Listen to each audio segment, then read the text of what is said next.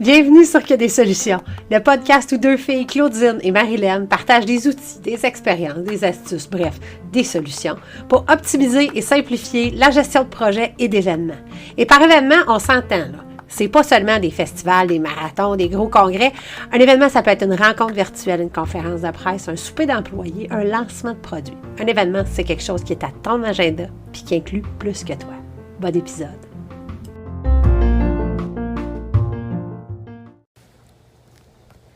Hey, salut! Cette semaine, je voulais te parler de coopération. En fait, je veux que tu utilises la coopération. Ben, je te propose, là, je veux pas. Là, en fait, si tu fais rien avec ça, ça me dérangera pas. Mais je te propose d'utiliser, en fait, la coopération un peu comme une arme secrète. Que ça fasse partie de ton attirail, que ça devienne quelque chose sur lequel tu puisses te reposer puis avec lequel tu puisses travailler pour pouvoir vraiment atteindre plein de beaux succès, plein de belles réalisations en ce début d'année 2022. Puis la coopération, là, elle peut avoir plein de définitions, ou en tout cas, tu sais, on entend beaucoup même, tu sais, les coops, le milieu coopératif, puis il y a plein de subventions qui sortent là-dedans dans ce temps-ci, là, les entreprises d'économie sociale, etc. Moi, je te parle vraiment de la coopération. En fait, je vais te donner carrément la définition, l'explication que Gary Zukav fait dans son livre « Les Soul Stories ». Si tu connais pas Gary Zukav, je t'invite à le découvrir. Gary Zukav, Z-U-K-A-V, un auteur qui est un buddy de Oprah Winfrey, entre autres. Puis c'est d'ailleurs ça, c'est en expliquant le début de sa relation avec Oprah, puis la première série, le premier épisode qu'ils ont fait, ils ont fait 3 heures d'enregistrement, là. Il la connaissait même pas quand elle l'avait interpellée. Puis c'est dans cette section-là de son livre qui parle de la coopération, puis j'ai traduit le texte, puis je te le lis, puis après ça, on s'en jase. Puis je veux vraiment te donner des tactiques très précises, comment l'intégrer, comment l'utiliser, là. Fait qu'on fera pas juste pelleter les nuages. Fait qu'il explique, dans le fond, qu'il y a eu un fun noir avec Oprah, que il a vraiment suivi son intuition. Quand elle l'a invité la première fois, il avait refusé. Finalement, la deuxième fois, c'était comme « Ah oui, je le sens, je le feel, ça va marcher. » Puis finalement, ils ont discuté d'un livre qu'il avait écrit il y a des années. Ils ont enregistré ça. Et après que l'émission donc allait été diffusée, Oprah a décidé de l'offrir le 24 décembre comme un cadeau de Noël à ses auditeurs du canal O. The Seat of the Soul, qui est le livre duquel il parlait, qui avait été édité des années plus tôt, s'est retrouvé sur la liste des 10 best-sellers du New York Times et finalement a trôné en première position pendant un grand bout de temps. Bref, ça a été, de un, il y a eu du fun, mais de deux, c'est que ça a été vraiment quelque chose qui l'a relancé, qui a été payant.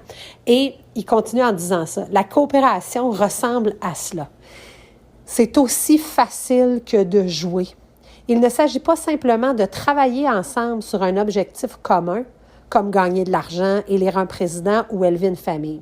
Il s'agit d'une poursuite conjointe. Élever une famille. Il s'agit là d'une poursuite conjointe d'un pouvoir extérieur quand on cherche, quand on travaille sur un objectif commun, là, gagner de l'argent, élire un président ou élever une famille. Lorsque les gens font cela, leur objectif est la chose la plus importante pour eux. Lorsqu'ils l'atteignent, ils trouvent d'autres objectifs en commun ou ils prennent des chemins différents. Du point de vue de notre âme, la coopération est un jeu. Les gens coopèrent parce qu'ils veulent être ensemble, non parce qu'ils partagent des objectifs. Les gens passent en premier et les objectifs passent en second. Les gens qui veulent être ensemble pensent toujours à des choses à faire ensemble, tout comme les enfants pensent toujours à des jeux à jouer. Alors, je m'excuse, là, le début, je l'ai mal parti, fait que ça portait à confusion. Donc, ils comparent le fait de partager des objectifs communs, qu'ils ne considèrent pas comme de la coopération, le fait de travailler ensemble sur des objectifs communs. Et vraiment, il va au sens de l'âme. Donc, quand quand tu es dans une coopération, c'est comme si tu jouais, dans le fond. Fait que c'est la personne devant qui tu te trouves, la personne avec qui tu collabores, qui est la chose la plus importante et non pas l'objectif que l'on sert. Puis, tranche de vie, avec Marilyn, quand on a commencé à travailler sur le projet des solutions, quand on a commencé à développer les outils, qu'on a fait un peu l'analyse de, c'est quoi l'expertise qu'on a puis qu'on est capable d'offrir justement à notre clientèle, c'est quoi les contenus gratuits qu'on peut développer, puis on faisait de la vidéo, on faisait les enregistrements, puis on riait parce qu'on disait qu'on jouait à la télé! Puis là, on partait l'enregistrement, puis là, on s'installait dans le divan, dans mon solarium, puis là, comme on replaçait l'ordinateur, puis là, on se trompait, puis on recommençait, puis on a fait bien des essais-erreurs avant de se rendre compte que la pire chose, c'est de penser qu'il faut avoir la bonne take, là. Et c'est pour ça, à cette heure, que tout notre contenu est toujours enregistré d'un coup, puis que tu nous entends des fois nous enfarger, puis ça reprend, nous répéter des mots plusieurs fois, parce qu'on va plus là. Mais donc, on jouait à la télé. Fait que la coopération, donc, par opposition à partager des objectifs communs, c'est partager, donc, une affinité, être là en premier pour la personne qui est là devant nous. Puis là, c'est là les 3 tactiques, là, parce que je me disais, je trouve ça super beau, puis là, j'ai plié la page du livre quand je l'ai lu. Puis là, je me disais, OK, oui, mais tu sais, dans la vie de tous les jours, là, on s'entend que là, c'est le fun, là, tu sais, Marilyn et moi, on s'est choisis. On aime ça travailler ensemble. Fait qu'on a décidé de développer des activités. Mais ça veut pas dire nécessairement que tous les membres de ton équipe ou toutes les personnes avec qui tu travailles ou tous les collaborateurs que tu as, que c'est tous des gens qui automatiquement tu as des affinités avec. Et donc, là, justement, comment on fait pour que, tu sais, ça devienne l'objectif qui est l'affaire la plus importante parce que la personne, bof, tu sais.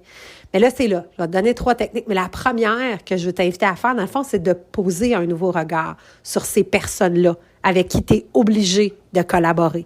Que ce soit des gens qui font partie de l'équipe, que ce soit, dans le fond, des gens que tu coordonnes, qui sont des employés, des subalternes, des partenaires auprès desquels tu dois faire du leadership, que ce soit des collègues, que ce soit des patrons, des membres de conseil d'administration, donc des gens qui sont dans la hiérarchie au-dessus, à côté ou en dessous de toi. Peu importe, ce que je te demande, dans le fond, c'est pose un nouveau regard. Dans ta prochaine rencontre, justement, de collaboration, c'est d'aborder la coopération en te disant, OK, je vais la regarder, cette personne-là, comme si c'était la première fois, disons, qu'on se rencontrait. Je connais pas nécessairement les écueils auxquels on a pu faire face. Je connais pas les défauts que j'ai l'impression qu'elle a, puis qui, dans le fond, sont comme des reflets de ce que je veux pas voir en moi. Mais ça, on en parlera un autre moment. Mais un nouveau regard. Je t'invite à poser un nouveau regard pour être capable de voir justement la personne au-delà de l'objectif que vous êtes obligé de partager. D'y aller pour justement que ça puisse être un jeu. Puis peut-être que cette personne-là embarquera pas là-dedans, tu n'as pas besoin de la convaincre. Tu as juste besoin, toi, d'aborder ça comme ça. Puis tu sais, bien souvent, quand on change notre regard, quand on change nos pensées, ça change nos émotions, ça change nos actions, ça change la vibe de ce qui se passe. Fait que, technique 1, poser un nouveau regard. L'autre affaire que je t'invite, c'est là, oui, disons, ça, c'est poser un nouveau regard sur les gens avec qui tu es obligé de collaborer, mais de développer une communauté d'esprit. Dans le fond, que ce soit, tu sais, par Zoom ou aller prendre un café ou, tu sais, des gens avec qui tu partages des affinités, avec qui tu as du fun, des gens avec qui tu as déjà travaillé peut-être sur des projets.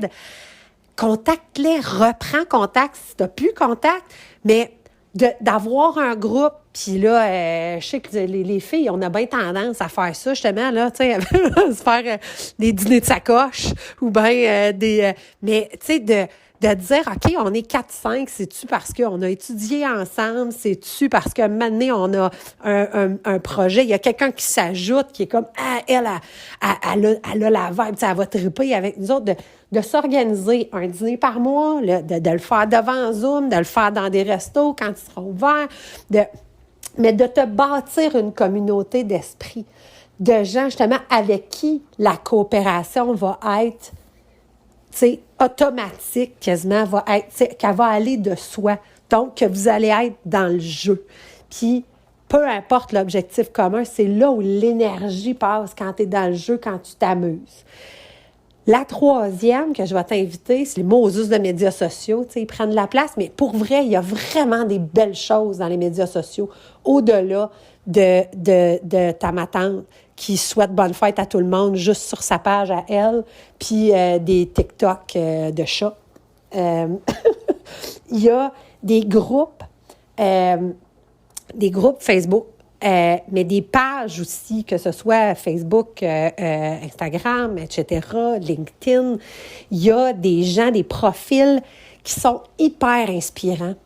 Puis plus tu suis des pages, que ce soit dans LinkedIn, dans Facebook, les groupes, plus tu cliques, que tu t'abonnes à des choses, plus du contenu qui ressemble à ça va t'être proposé.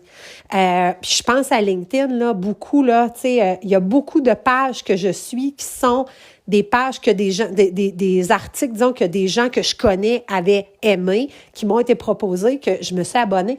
Puis ça fait un feed, dans le fond, quand je regarde mon feed, c'est beau, c'est le fun, c'est inspirant, mais la coche de plus, c'est justement dans le jeu, dans la coopération, dans aller plus loin. Donc, en faisant partie de des groupes Facebook de gens qui partagent tes intérêts, de gens que t'aimes lire, auprès de qui t'aimes justement interagir, c'est donne autant que tu reçois.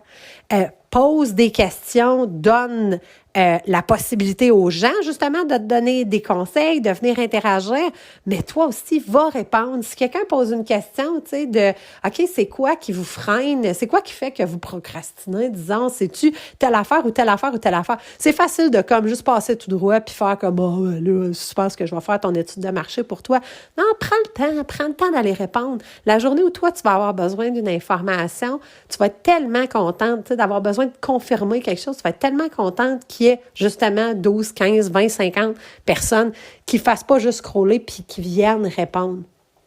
Puis voilà, comme un jeu. Fait que je reviens, je vais la relire la dernière portion parce que c'est vraiment ça que je trouvais fort, là.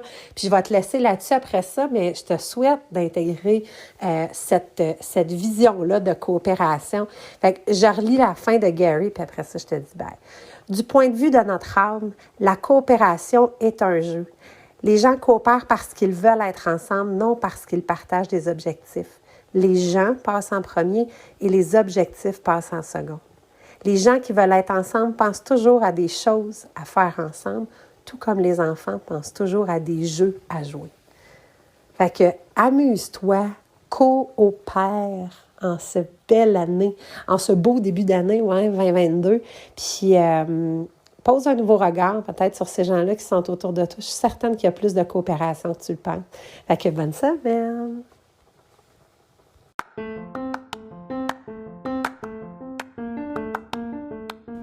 C'était un autre épisode de Que des solutions, le podcast où on te partage des expériences, des trucs, des astuces, bref, des solutions pour optimiser et simplifier la gestion de projets et d'événements. Suis-nous sur les médias sociaux, sur Facebook, Que des solutions, la vraie page, sur notre site web quedessolutions.com ou encore sur Instagram, _des_solutions au pluriel, bien sûr. À la semaine prochaine pour un autre épisode. D'ici là, continue de briller, puis oublie pas, il n'y en a pas de problème, il y a juste des solutions.